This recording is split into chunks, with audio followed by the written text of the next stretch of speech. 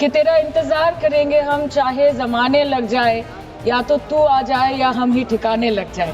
वो दिन के जिसका वादा था, इस सरकार के नेकी का जो इरादा था, जो इरादे 2014 में काफी बुलंद थे, पर 2024 के आते आते इनके नीतियों में कुछ थोड़े बहुत घमंड थे। जिंदगी यूं भी गुजारी जा रही है जैसे कोई जंग हारी जा रही है। जिस जगह पहले के जख्मों के निशान हैं, फिर वहीं पर चोट मारी जा रही है, फिर वहीं पर चोट मारी जा रही है। कि मणिपुर के हालात में सुधार लाए, वातावरण में संतुलन लाए, पहले अपने देश के लोगों को मित्र बनाए, फिर जाके विश्व बंधु कहलाए जाए। सुश्री सयोनी घोष। धन्यवाद अध्यक्ष महोदय, आपने मुझे बोलने का मौका दिया। आज बहुत शेर बोले जा रहे थे सदन में, तो मैं भी एक शेर से शुरू करना चाहती हूँ कि तेरा इंतजार करेंगे हम चाहे जमाने लग जाए, या तो तू आ जाए या हम ही ठिकाने लग जाए। तो सर, ये शेर मुझे अच्छे दिन की याद दिलाता है, वो दिन के जिसका वादा था, इस सरकार के नेकी का जो इरादा था, जो इरादे 2014 में काफी बुलंद थे, पर 2024 के आते आते इनके नीतियों में कुछ थोड़े बहुत घमंड थे। जिस घमंड के चलते पूर्व में नोटबंदी और लॉकडाउन जैसी घटनाएं घटी और जिसके वजह से 700 से ऊपर किसानों की मौत हुई, और जिसके चलते मणिपुर पर प्रेसिडेंट्स रूल तो लागू किया गया, लेकिन बस यही बोलना था कि 22 महीने लग गए और कई लोगों की जानें चली गई। सर, मैंने आगे भी ये चर्चा की थी कि if president's rule was the only solution, why was it not imposed months ago when people were dying?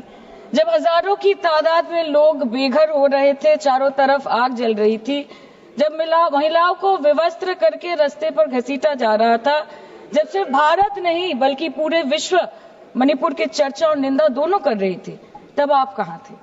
Sir, this delay in imposing president's rule proves that the BJP leadership neither had the will nor the competence to handle the Manipur crisis, and the administration watched quietly as ethnic tensions spiraled out of control. Sir, मैं ज्यादा detail में नहीं जाऊंगी क्योंकि हमने चर्चा पहले भी की है, और आज लगभग 2:15 को हम मणिपुर पे आलोचना कर रहे हैं। इतना इंपॉर्टेंस अगर पहले दिया होता तो शायद इसकी नौबत ही नहीं आती। So this is what I think.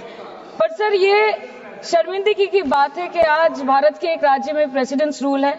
ये भी शर्मिंदगी की बात है कि 140 करोड़ की आबादी में 80 करोड़ को मुफ्त में राशन दिया जाता है। आज सर, लाखों नौजवान हैं जो बेकार बैठे हैं। 1 से 2% ऐसे लोग हैं जो सिर्फ टैक्स पेएबल के क्राइटेरिया में आते हैं, और बीजेपी है जो सब चंगासी का कुर्ता पजामा पहन के घूमते रहते हैं। ये दिखाने के लिए अच्छी बात है, लेकिन ग्राउंड रियलिटी कुछ अलग ही है। सर 2023 में टॉप 10 VPNR के रिपोर्ट के अनुसार मणिपुर में 212 दिन से ऊपर इंटरनेट शटडाउन किया गया था, a total of 5088 hours, marking it the second highest after Jammu and Kashmir. This led to huge economic loss in Manipur, approximately 3,157 crore. The economic blockade in Manipur, affecting the two main national highway, lasted for 66 days, with rough estimates of loss of around 250 crore per day, which is a whopping rupees 17,000 crores in over 2 months. Over 67,000 people were forced to leave their homes and cramped up in only 360 relief camps. Nearly 12,000 people fled to Mizoram. Approximately 7,000 people sought refuge in Nagaland, Assam and Meghalaya. Over 1,700 people taken refuge in Kachhar district as of June 2024.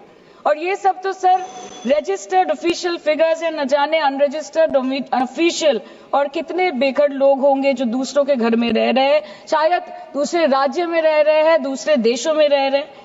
ये इसीलिए हुआ है sir क्योंकि मणिपुर की सरकार, double engine सरकार ने, उनकी मंशा ये नहीं थी कि वहां के लोगों को शुरू से प्रोटेक्शन दिया जाए, कि उनको शुरू से रिलीफ दिया जाए। अगर वही होता तो 22 महीनों से इन्होंने मणिपुर को जलने ना दिया होता। सर, मैं 2 मिनट में खत्म करूंगी।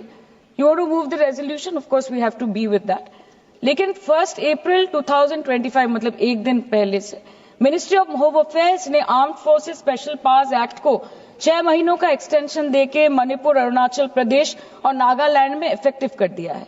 इससे समझ आता है that law and order in Manipur has seriously deteriorated. आज भी बीरेन्द्र सिंह जी बीजेपी वाले बोल रहे थे कि 1960 से हजारों रिफ्यूजीज मणिपुर में घुस के बैठे हैं, 2001 का सेंसस रिव्यू करना है और डिलिमिटेशन से पहले एनआरसी लाना है। मतलब आपको कुछ सुधारना नहीं है, आपको बस और बिगाड़ना है। जिस तरह असम में एनआरसी के नाम पे इस सरकार ने 1500 करोड़ से ऊपर फूंक दी और करीबन 19 लाख लोगों को अस्तित्व संकट में डाल दिया। अब वही हरकत दोबारा दोहराना चाहते हैं मणिपुर के लोगों के साथ। अध्यक्ष महोदय, मैं अंत में बस इतना कहना चाहती हूँ मणिपुर के भाई और बहनों की तरफ से कि जिंदगी यूं भी गुजारी जा रही है जैसे कोई जंग हारी जा रही है। जिस जगह पहले के जख्मों के निशान हैं, फिर वहीं पर चोट मारी जा रही है, इसलिए आपके माध्यम से इस सरकार से मेरी यही अपेक्षा रहेगी कि मणिपुर के हालात में सुधार लाए, वातावरण में संतुलन लाए, पहले अपने देश के लोगों को मित्र बनाए, फिर जाके विश्व बंधु कहलाए जाए। That the home minister and the prime minister should work overtime and step outside their comfort zone to address the needs of the people and restore normalcy at the earliest in Manipur. Thank you, sir.